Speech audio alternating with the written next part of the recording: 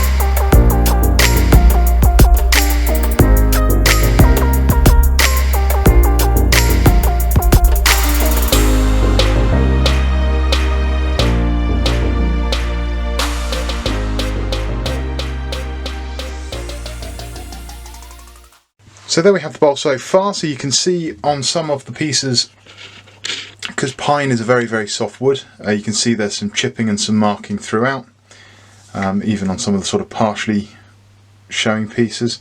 You can see some little divots and some little marks.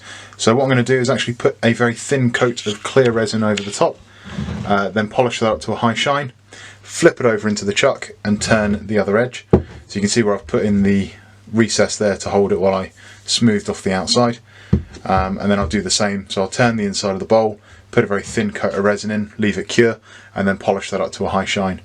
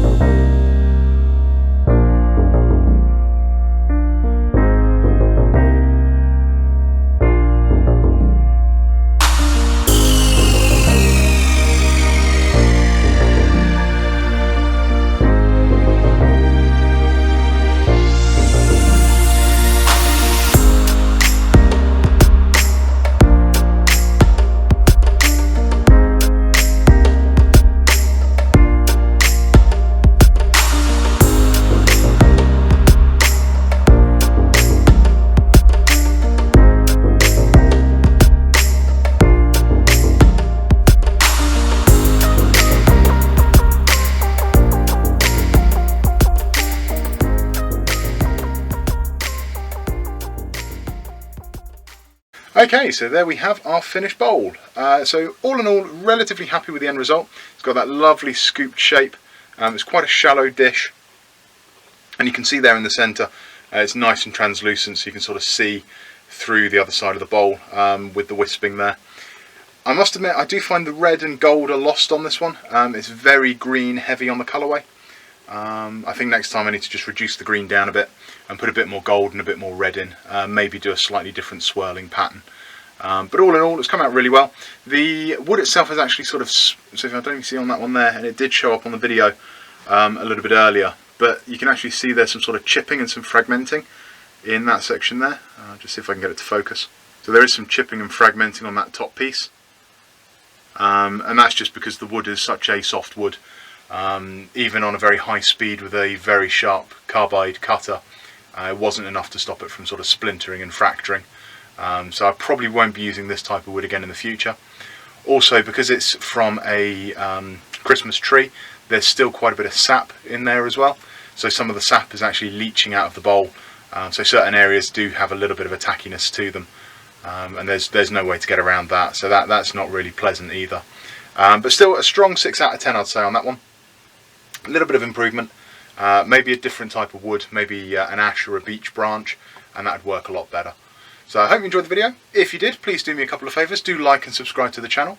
Still got a few more days left of our 12 days of Christmas videos. Also check out my social media. I'm on Facebook, Instagram and Pinterest. And you can also check out my website, which is purpleheartwoodturning.co.uk. So thanks for watching, and I'll see you tomorrow for the next video.